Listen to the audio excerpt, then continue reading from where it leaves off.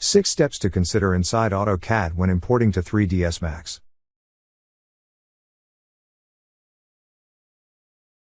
1. Make sure all layers are visible, and none is frozen or locked. 2.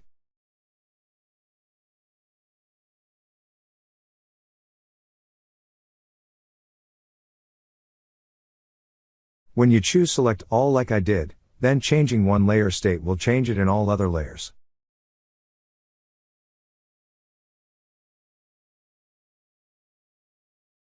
In my case here, I unlocked all in one shot.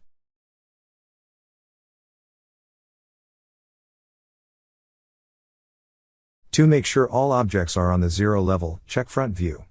If some of them are not, delete them if they are not important.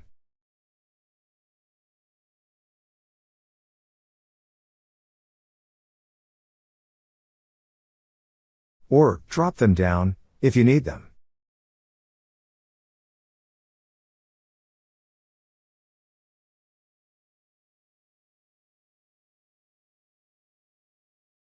3. Choose a base point to move all to 0, 0, 0.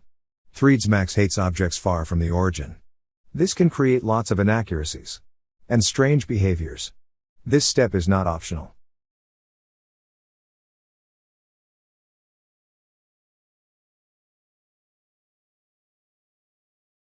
Choose a well-defined base point.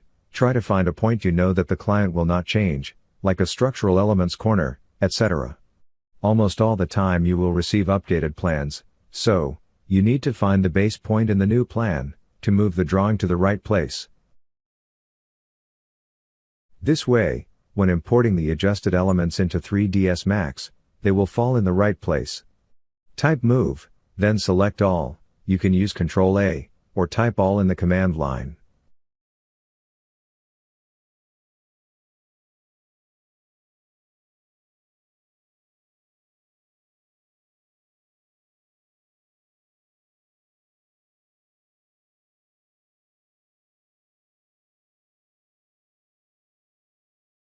For a good practice, is to import what you need to model inside 3ds Max.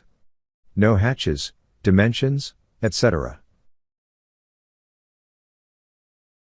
If you're sure the drawing is clean, meaning if closed polylines are really closed, no trimming is needed, etc.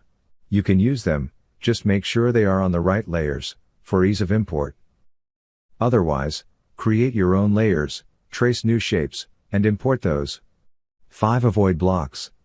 If you need to know the placement of furniture elements, for example, you can explode the blocks and put them in a new layer for importing. Or, even better, create a new layer and just draw rectangles or circles around them. This is much lighter.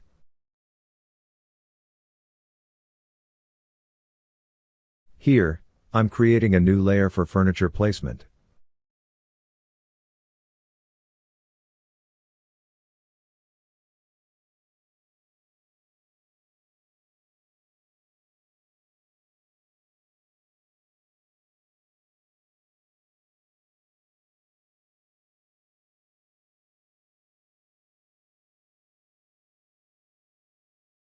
Six. Check the units of the drawing, meaning, how much of one unit in AutoCAD equals in reality.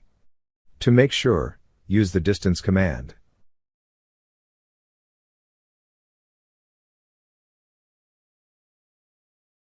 Here we get 25 for the wall thickness. This logically means 1 unit equals 1 centimeter. Please check the second video. Inside 3ds Max,